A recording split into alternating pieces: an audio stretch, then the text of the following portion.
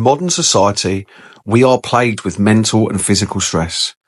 We get up, go to work, spend our day earning someone else money, go home, eat dinner, and watch what the babbling heads tell us to on the television. But what if I told you that owning a motorcycle can help with this? What if riding could actually change your mood and help you with physical health too?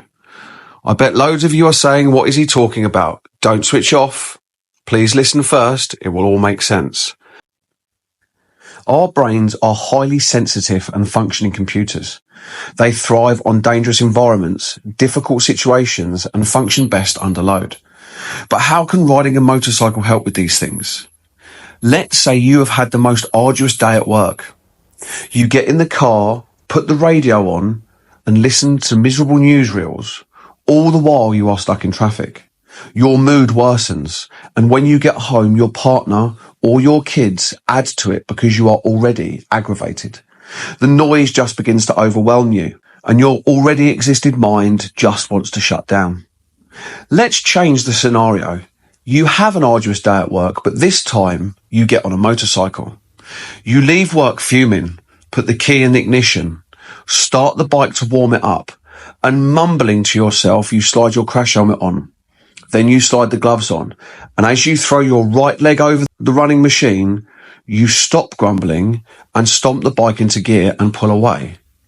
As you leave the car park, your brain kicks into gear and starts to see every dangerous situation that may arise. You feel the wind, smell the cut grass. You approach a huge line of traffic and carefully filter to the front. No traffic jam and no long waits for you today. And to top it off, the radio isn't telling you how bad politicians are or that someone has been stabbed to death. The lights go green. You're first off the line up to the speed limit. You see, you was paying attention to that moment, not one that happened an hour ago. And as you ride, your eyes see everything from a car waiting at a junction to a child walking along the pavement with their parents. The attention to detail is unmatched on a motorcycle. The issue with cars is they are full of protection, infotainment systems. Our brains shut down because they feel very safe. On a motorcycle, you can't daydream or just go through the motions. If you do, you'll crash, and the outcome could be catastrophic. Motorcycles are inherently dangerous because of the lack of safety features. It is you, your ability, and the road that keeps you safe. Now, how can it help with physical aspects, you ask? Sitting in a car can create poor posture, uneven sitting positions, and a general lack of fresh air. On a motorcycle, you sit on it, forcing you to move with the bike. Sitting evenly with a grasp on the handlebars, you can't slouch. If you do, the ability to ride is inhibited. It becomes sloppy or even dangerous. You unconsciously engage muscles you don't need to in a car, like your transverse abdominal muscles, which hold us upright and help with balance. You breathe in the outside air, not air-conditioned, nasty air. You can't snack on chocolate bars while riding a motorcycle, therefore you don't take in excess calories. You see, motorcycles are more physically demanding than cars are, and this helps keep you stronger. And by the time you reach your destination, home, you pull up, climb off your bike, and even though a dozen moronic motorists have attempted to murder you, you will be smiling. The dopamine in your brain will be pumping. And your kids making trouble will make you smile with your own childhood memories. And to see your partner's face will bring you joy as they embrace you coming home. People skydive to achieve this very feeling. As humans, we have always had the desire to fly and swoop like a peregrine falcon.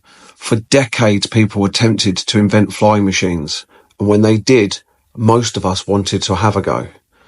When motorcycles were invented, it took a very short period of time before people began to race them or traverse the world on them. Why? Because it feels like flying. You accelerate and the wind beats into your face. You brake, leaning into a curve like a bird of prey hunting its dinner. Bringing the bike upright, you pull back the throttle and the fizz hits you. Suddenly, for a brief moment, you are free from the stress, free from the restraints of society and its dangerous effects on our minds. No social media, no text messages, no news, just you and your motorcycle, an uninhibited peace and quiet. If you have never ridden a motorcycle, I challenge you, go and do a CBT or whatever the training is required in your country. If by the time you haven't acquired a license to ride, you don't understand my points, keep riding alone or in a pack. You will soon feel the exhilaration motorcycles give us.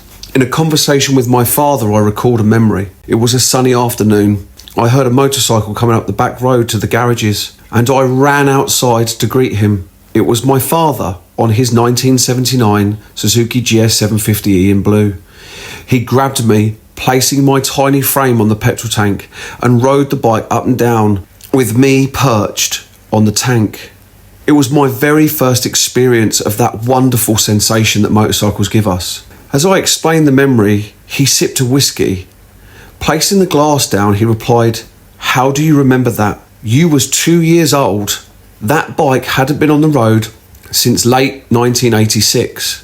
I know how I remember it because it was so impressionable. It had imprinted on my very persona, and it's never left. I am so grateful he shared that with me. Without it, I'd just be another NPC stuck in traffic." Thank you for watching. Please like and subscribe.